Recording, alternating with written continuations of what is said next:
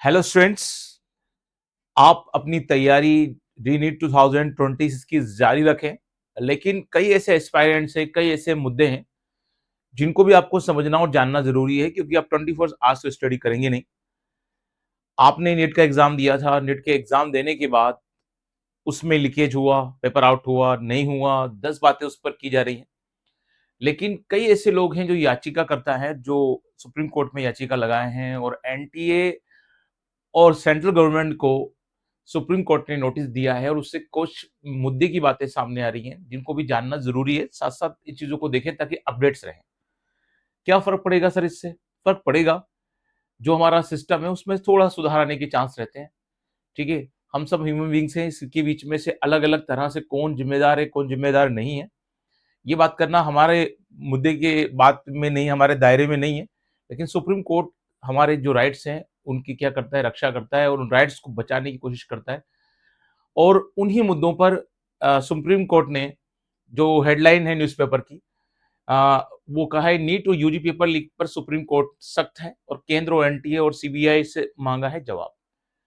अब इसमें क्या बात निकलकर सामने आ रही है, वो बात ये है कि जो दूसरा आप हेडलाइन देख रहे हैं न्यूज़पेपर का, मेन न्यूज़पेपर की हेडलाइन है ये।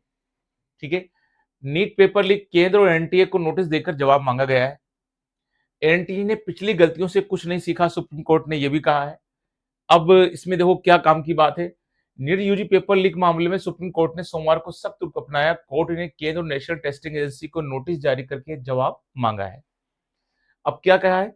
जस्टिस पीएस नरसिम्हा और जस्टिस आलोक आराधी की पीठ ने एनटी की कार्यप्रणाली पर गहरी निराशा जताई है। मौखिक टिप्पणी करते हुए ये दुख कहा गया है कि ये दुखद है कि एनटीए ने अपनी पिछली गलतियों से कोई सबक नहीं सीखा, और इसको तो हम कई बार हम भी कहते हैं। ठीक है, क्योंकि ये लगता है, हम लोगों को भी लगता है, लेकिन हम भी तक खुल के इस बात पर नहीं बोल पाते। कई टीचर बोलते हैं, बुरे स्टेप्स लेते हैं। ठीक है, कोर्ट ने साल 2024 के विवाद का जिक्र किया है। हम ओनली उसी चीज को बोल रहे हैं। कोर्ट ने कहा है कि पिछली बार भी आदेश दिए गए थे कि कमेटी बनी थी, इसके बावजूद दोबारा ऐसी घटना हुई जो दुखद है। कोर्ट ने एनटीए के हलफनामे दायर करने का निर्देश दिया है। तो एनटीए को हलफनामा दायर करने का निर्देश दिया है। अब जो कुछ सिफारिश जो है, सिफारिशें मानी होती तो चूक ना होती। नेट यूजी 2004 के 24 के विवाद के बाद, 24 के विवाद के बाद, पूर्व इसरो प्रमुख डॉक्टर के राधाकृष्णन की अध्यक्षता वाली जो हाई लेवल कमेटी थी, उसने कुछ सुझाव दिए थे, और ये 101 सुधार थे, 101। अगर इनको एक ढंग से मान लेते तो काफी सुधार होने के चांस है। कुछ कुछ खास बातें थी जो इनको मान लेना चाहिए था। 26 में प्रिंटिंग प्रेस, एनटीए निजी प्रिंटिंग प्रेस पर निर्भरता पूरी तरह खत्म करे। कोई प्राइवेट क्यों उस पे से काम चल रहा है? प्रिंटिंग प्रेस में काम करने वाले हर कर्मचारी और मजदूर की गहन पुलिस वेरिफिकेशन हो और बैकग्राउंड चेक किया जाए। उसी के साथ ये भी बड़ा इंपॉर्टेंट है कि एनटीए ने छपाई के दौरान प्रेस में कोई इलेक्ट्रॉनिक गजेट ना हो, कैमरे ना हो, पेन ड्राइव ले जाने पर पूर्ण प्रतिबंध हो, ताकि पेपर का किसी भी तरह से लीकेज ना हो। क्योंकि लीकेज इन्हीं लेवल पर होता है ना।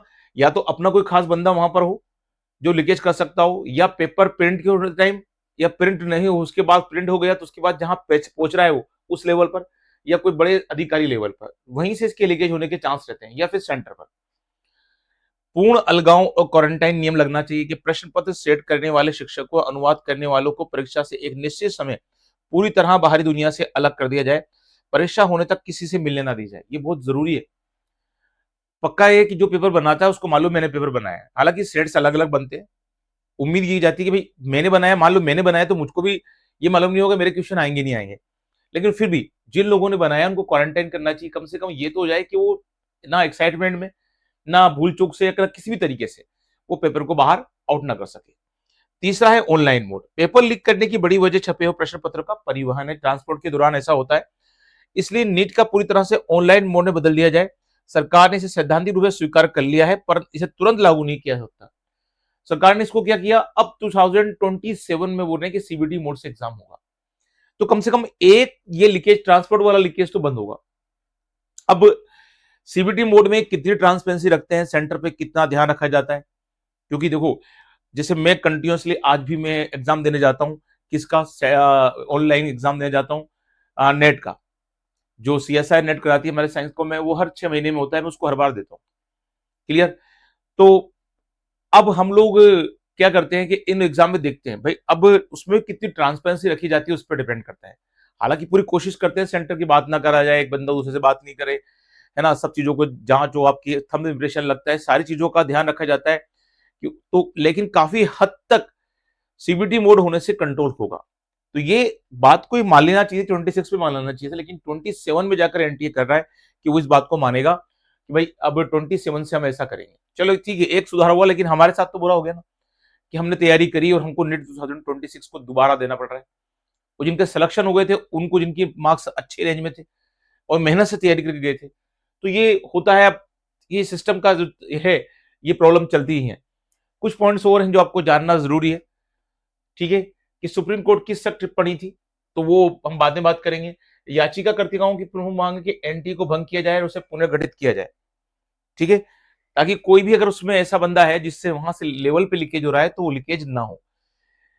एनटी को हटाकर एक अधिक पारदर्शी, स्वायत्त और तकनीकी रूप से सशक्त संस्था को बनाया जाए। ये सब न्यूज़पेपर की कटिंग है, इससे मेरा ना कोई निजी विचार है, ना मेरी कोई अपनी राय है। न्यायिक निगरानी में परीक्षा की जाए। आगामी परीक्षा को पूरी तरह से निष्पक्ष बनाए रखने के लिए सुप्रीम कोर्ट के किसी भी सेवानिवृत्त जज को देखरेख में इसे आयोजित करने की अपील की गई है। और डिजिटल लॉक और तकनीकी सुधार, प्रश्न पत्रों को छपाई से लेकर परीक्षा केंद्र तक वितरण के लिए एआई और डिजिटल लॉक जैसी आधुनिक सुविधा की जाए, ताकि किसी को मालूम ही नहीं हो कि कोड क्या होता है। कई बार जब एग्जाम कंडक्ट किए जाते हैं तो उसके जो होते हैं 4 नंबर का पिन आते हैं या लोग डिजिट आते हैं, वो लोग भी भेजे जाते हैं कि भैया अब तुम पेपर खोल सकते हो, लोक में ये कोड नंबर है, इससे खोलिए। तो ऐसी करते ट्रांसपेरेंसी, लेकिन इस लेवल पे की जाना चाहिए, डिजिटल लॉक वाली होना चाहिए, ताकि कोई भी बंदा लोक को खोल नहीं सके, ठीक है। तो ये जानकारी थी जो हम लोगों ने डिस्कस करी। तो उम्मीद है कि एनटीए इन चीजों से सबक लेगा और हमारा जो एग्जाम था वो तो अब गया। नेट 2026 की तैयारी हम कर रहे हैं, लग के करते रहिए। एक अपडेट था जिसको आपको बताना जरूरी था, ठीक है। कुछ अच्छा होगा, आने वाले जो बैचेस है 27 28 जो भी अगले बैच उनके लिए तो कुछ अच्छा होगा। हमारे साथ तो जो होना था वो हो गया, लेकिन आने वाले बैचेस के लिए ये जो नेट के एग्जाम होंगे उनके लिए कुछ बेहतर हो सके, इसलिए ये लोग कोशिश कर रहे हैं और ये सब प्रशंसा के पात्र है, ठीक है। हम सिस्टम का हिस्सा है सब लोग। हम एक लेवल तक एक दायरे में बोल सकते हैं हर चीज को, लेकिन हम आपके साथ हैं हमेशा। आप पढ़ाई करते रहिए, अब जो हो गया है वो हो गया है, लग के तैयारी कीजिए। ऐसे अपडेट्स आने वाले जो एस्पायरेंट्स हैं नेट के, उनके लिए बहुत जरूरी है। ओके बच्चों, good day and good bye.